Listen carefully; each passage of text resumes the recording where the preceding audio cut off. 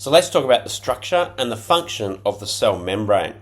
There's the syllabus objectives there. So the cell membrane is also called the plasma membrane. Now, the reason for that is because the cell is basically made of a gel called the cytoplasm, which is also could be called plasma. So the membrane that surrounds it is the plasma membrane or the cell membrane.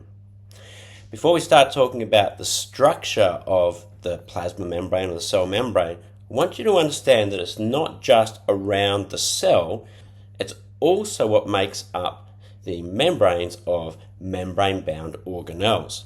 So you can see we've got our plasma membrane or cell membrane around the outside, but all of our organelles also are membrane-bound, and those membranes have that same structure that we're going to talk about. So not only is it around the organelles, but some organelles have inner membranes as well. And of course, those inner membranes are also made of that same structure. So let's talk about what the structure is. Its basic building block, or the structural unit, is called a phospholipid. So it's got a tail, that's the lipid, so it's a fat or a lipid, and it's got a head that's made of a phosphate, so it's a phospholipid with a head and a tail. Now, introducing these concepts here, hydrophilic, hydro, water, philic means love, so hydrophilic head means that it tolerates or loves being in contact with water, but the hydrophobic tail, hydro, water, phobic, fears, the tail, the lipid tail, actually fears water. So we see these phospholipids arrange themselves in a bilayer.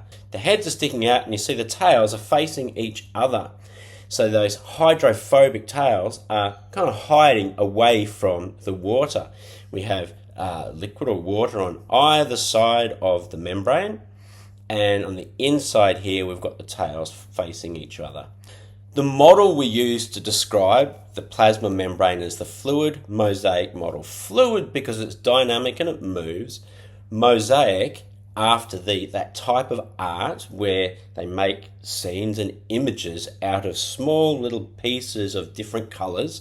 So if we have a look at the plasma membrane, you can see that it's got the heads of our phospholipids. It's also got a range of other molecules embedded in the membrane, so it looks like a mosaic. And there's a whole range of different molecules which we're going to talk about. So we've got proteins that penetrate all the way through the phospholipid bilayer, and also proteins that penetrate partially through the phospholipid bilayer, and they're called integral proteins.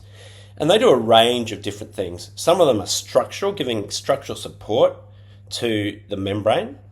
Others provide protein channels.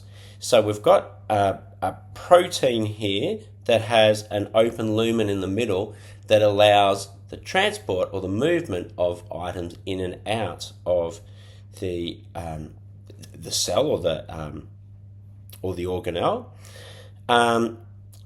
So that would be for passive transport. So this allows things that are water soluble, so ions, etc., to be able to move through.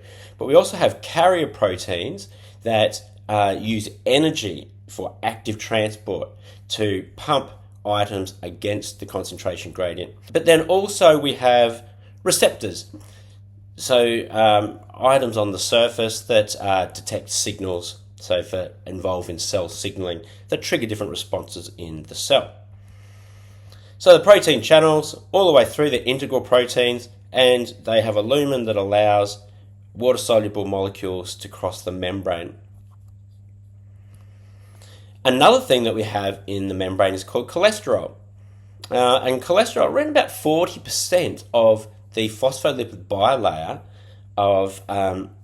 in mammals is actually made of cholesterol, and it has a role in regulating the fluidity of membranes.